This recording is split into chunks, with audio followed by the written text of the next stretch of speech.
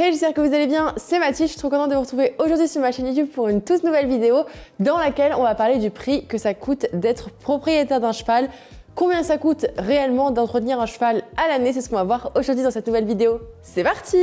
J'ai organisé cette vidéo en différentes catégories puisqu'il y a différents frais que l'on a quand on devient propriétaire d'un cheval. Donc la première chose, c'est évidemment le prix du cheval à l'achat, mais ça c'est la partie que je vais passer parce qu'il y a vraiment toutes les tranches de budget. Si vous choisissez un cheval de loisir ou un cheval de sport, ce sera vraiment différent. Ça peut aller de 300 € à des milliers. Donc c'est pour ça que cette partie-là, ça dépend vraiment de vous, de votre budget et de ce que vous souhaitez acquérir comme catégorie de cheval. Donc voilà, ça c'est à vous de voir. Les frais qu'engendre un cheval à l'année, je les ai organisés en 11 catégories et donc on ne va pas traîner, on va commencer tout de suite avec la catégorie numéro 1. La première catégorie de frais, c'est la plus logique quand on acquiert un cheval, c'est celle de la pension. Alors évidemment, si vous avez votre cheval chez vous, à la maison, dans votre jardin, cette catégorie de frais ne s'applique pas, mais en général, on a son cheval le plus souvent dans un poney club, dans une pension pré ou dans une écurie de propriétaire et donc dans ce cas-là, il faut payer tous les mois. La pension, le prix de la pension varie selon plusieurs choses. Tout d'abord, si c'est une pension pré, une pension pré-box, une pension de travail,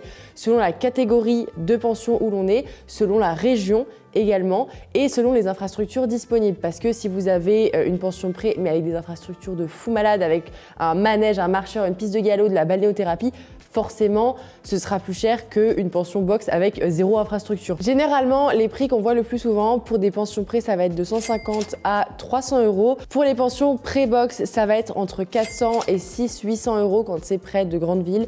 Et ensuite, pour des pensions de travail, on va être aux alentours de 600 jusqu'à 1200, 1500 €. Attention, rappel, voilà, chacun fait ce qu'il veut avec son cheval, mais la base des bases, ça reste quand même un cheval au pré. Et donc, c'est pour ça que je vous invite vivement à regarder les pensions pré ou pré-box près de chez vous, puisque c'est quand même un besoin fondamental du cheval que d'être dehors et en troupeau si possible.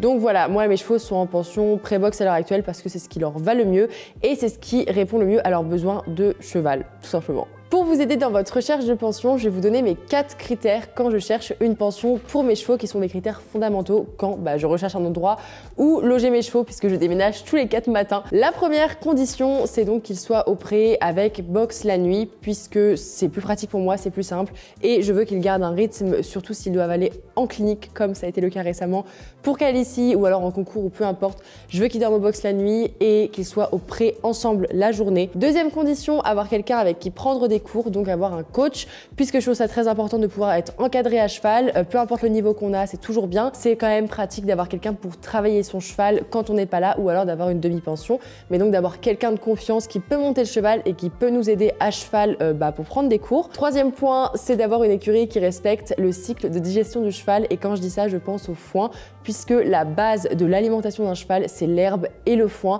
et donc si votre cheval passe au moins la nuit au box, il doit avoir une quantité de foin conséquente. Quatrième point qui est important pour moi mais qui n'est pas indispensable. Dans mon cas, je veux faire du dressage et donc ce qui est important quand je recherche une écurie, c'est d'avoir des bons sols pour travailler. Donc je parle d'avoir un bon sol de carrière, un bon sol fibré ou un sable, un sol qui est entretenu régulièrement et quotidiennement pour avoir tout simplement le moins d'impact sur les tendons de mes chevaux. En résumé, les 4 points, c'est des prés, un coach, du foin et un bon sol. C'est assez simple. Le reste pour moi, c'est vraiment du supplément, c'est du bonus. Deuxième type de frais qu'on a quand on est propriétaire d'un cheval, ce sont les frais de matériel puisque vous allez vous occuper de votre cheval avec des affaires tout simplement.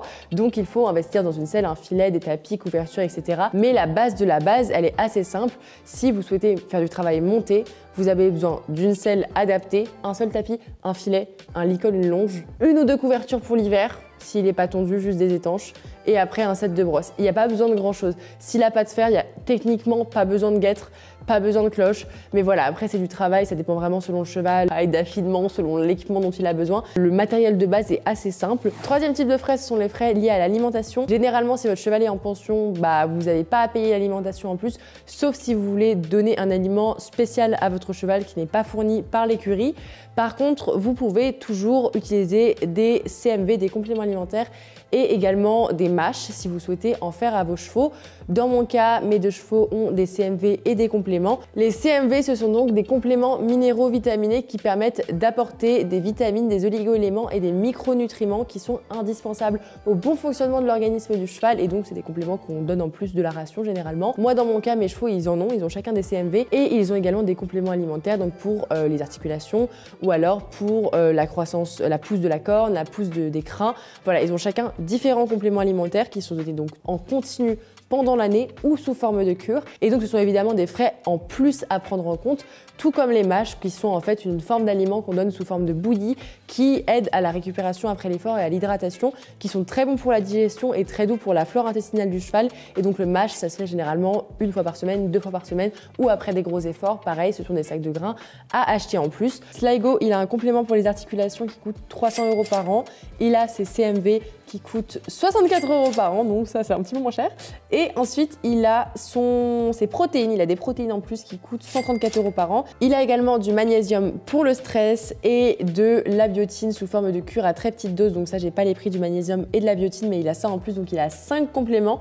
Calicie, elle a différents compléments elle aussi, elle a donc des protéines, des CMV, du soutien à la croissance des articulations, et également du magnésium pour le stress. Et donc les différents compléments sont chacun au prix de 141 €, 134 € et celui-là il est à 480 €. Ah, 480 balles par an, bah, mon pote dis donc, coûte cher le poney. Hein. C'est quand même donc un budget à prendre en compte à l'année, c'est pas 5 € par-ci, ça reste quand même 500 € par an, 300 € par an, voire plus. Donc il faut quand même prendre en compte ce budget si vous complémentez votre cheval. Point numéro 4, ce sont les pieds, et donc il faut prendre en compte le maréchal ou le podologue. En général, le maréchal ou le podologue, il vient toutes les 6 semaines aux écuries. Évidemment, ça peut être 4 semaines, ça peut être 8 semaines. Ça dépend de la pousse de la corne des pieds de vos chevaux. Évidemment, vu tous les compléments alimentaires que les miens ont, moi le maréchal, il vient toutes les 4 semaines. Il vient rapidement, il vient souvent parce que ça pousse vite. En vrai, il vient à peu près toutes les 6 semaines, et d'ailleurs on fait plus appel à un maréchal, on fait appel à un podologue en ce moment parce que mes chevaux sont tous les deux pieds nus. Ça c'est aussi quelque chose à prendre en compte. Il y a les frais de déplacement, il y a la région et le type de parage ou de ferrure que vous choisissez. Votre cheval peut être pieds nus des 4 pieds, il peut être ferré des antérieurs, il peut être ferré des 4 pieds, il peut avoir des semelles, voilà. Et donc le prix varie. Généralement quand on fait un parage des 4 pieds, on est aux alentours de 40 €. Si vous avez des frais de déplacement, c'est bien évidemment plus. Et quand on a une ferrure, c'est un petit peu plus cher. Et quand on a des fers, c'est pas 40 €, c'est généralement 80 €. Bien évidemment, ça dépend de la région. C'est plus cher près de Paris et c'est moins cher dans la Creuse. Ça paraît logique. Et donc, ça fait un total de 320 € si vous avez des pieds nus par an en moyenne, et d'environ 640 €, 700 € par an si vous êtes ferré aux 4 pieds. Évidemment, je parle là de fer simple. Si vous avez des pathologies spéciales, des ferrures à l'envers, des plaques et tout, on peut vite doubler de prix. Donc voilà, il faut faire attention. Et si vous mettez des semelles, bah, il faut compter le prix des semelles en plus, qui sont généralement pas hors de prix. Donc ça va. Ça dépend vraiment de ce que vous voulez pour votre cheval, mais c'est entre 300 et 700 € par an. 5e type de frais, ce sont les vermifuges, puisque oui, il faut garder la santé interne de nos chevaux. Et donc, il y a des vermifuges qui sont à donner généralement 4 fois par an aux différents changements de saison et aux changements de température pour purifier l'organisme et éviter d'avoir des vers très importants. Si vous suivez Equitom sur les réseaux sociaux, vous n'avez pas envie que votre cheval ait des vers, je vous promets, parce que les vidéos d'opération voilà, c'est horrible. Donc on vermifuge nos chevaux et ça coûte en moyenne 70 € par an. Frais numéro 6, les frais d'ostéo, puisque oui, il faut prendre soin de ces petits athlètes, et donc généralement ce qui est conseillé, c'est 1 fois par an minimum, mais grand minimum, l'ostéo. Et si vous faites du concours ou vous avez un cheval qui est au travail, donc moi les miens par exemple, ils travaillent 4 à 6 fois par semaine, Sligo, hein, pas Calicie. Donc on voit l'ostéo 2 fois par an ou plus si jamais il y a un problème, mais 2 fois par an c'est la routine, c'est-à-dire je le fais à la rentrée avant l'hiver et en sortie d'hiver. Comme ça le poney est bien dans son corps et dans sa tête. Et donc l'ostéo, pareil, on a un budget qui est entre 80 et 150 € selon la région, et donc à prendre en compte 1 ou 2 fois par an selon le nombre de fois où il intervient sur votre cheval. Frais numéro 7, on passe aux frais un petit peu bien-être, les frais de shiatsu et de massage. Là, j'ai pas trouvé de masseur dans la région. S'il y a des masseurs dans la région de Toulouse ou des gens qui font du shiatsu sur les chevaux, venez dans mes DM Instagram. Mais Sligo, quand il était en Ile-de-France, il avait des massages mais toutes les 2 semaines. Vraiment, le lundi, c'était petit massage aux écuries et tout, parce qu'en vrai, vous-même, vous êtes sportif, ou vous allez chez le kiné, chez l'ostéo, chez l'acupuncture, chez le massage, au spa, où vous voulez. Bah, votre cheval, c'est pareil. Donc, il faut entretenir cette forme d'athlète, et même s'il fait pas de sport, vous pouvez quand même lui offrir un massage.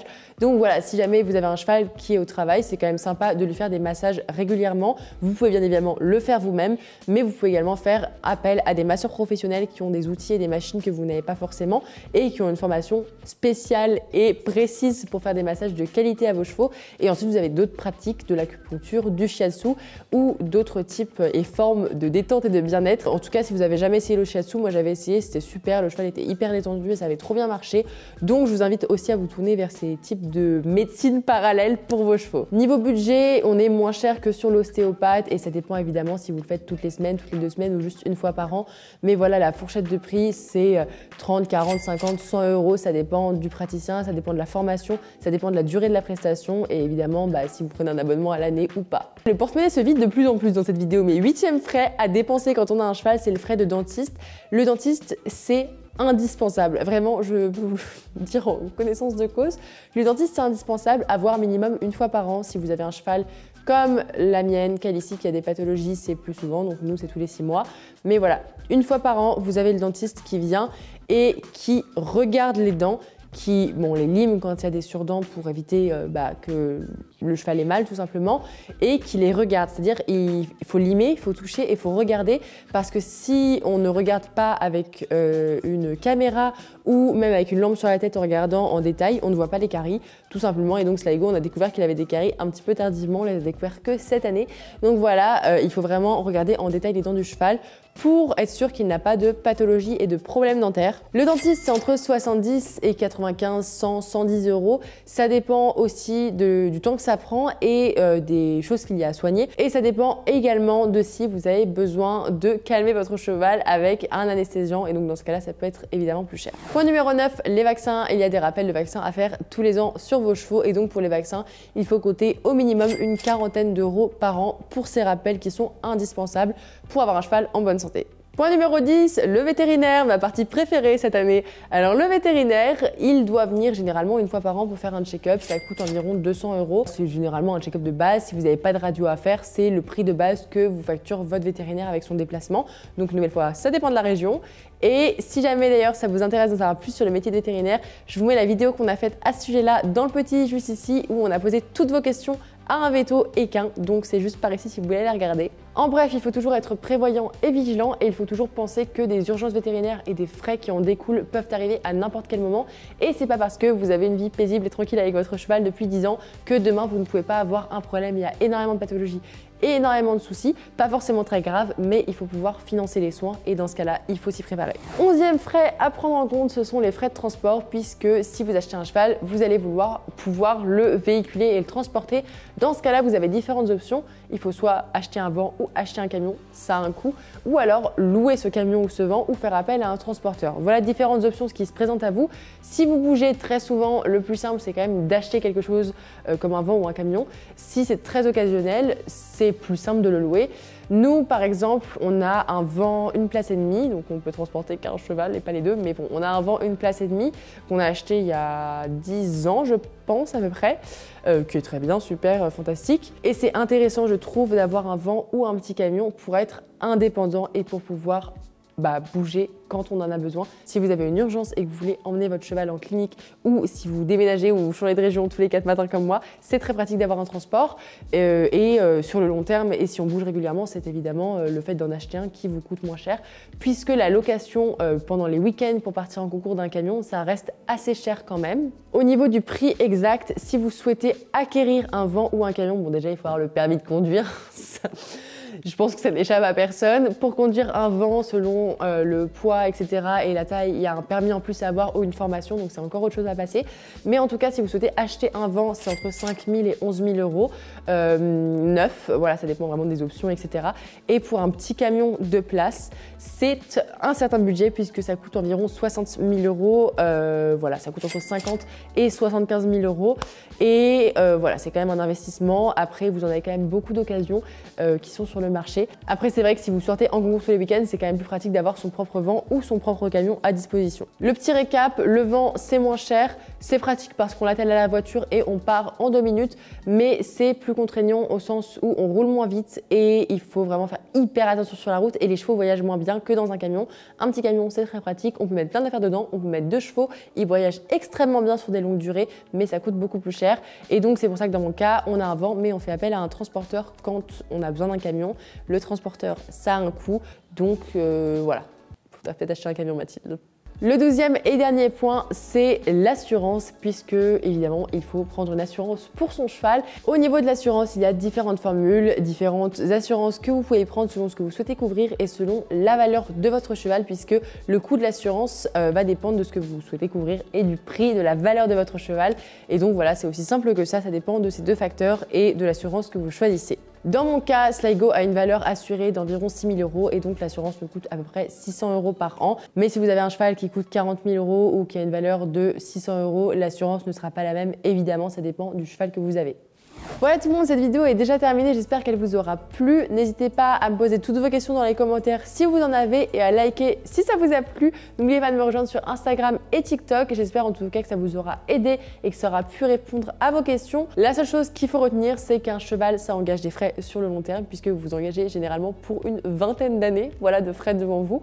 Donc il faut prendre en compte le long terme et savoir que les urgences peuvent toujours arriver et qu'un cheval, ça se prend et ça se garde à moins que vous fassiez évidemment du commerce, mais si comme moi ils font partie de votre famille, il faut pouvoir les assumer financièrement sur le long terme et il faut prendre en compte ça et c'est pas quelque chose à prendre à la légère. Mais évidemment ça reste incroyable d'avoir des chevaux et c'est une des plus belles passions qui existent. J'espère que j'ai répondu à toutes vos questions. N'hésitez pas si vous avez d'autres questions, je vous répondrai dans les commentaires ou je pourrais faire d'autres parties de vidéos sur TikTok. Donc voilà, j'espère que ça vous a plu et je vous dis à très bientôt sur YouTube. Bye!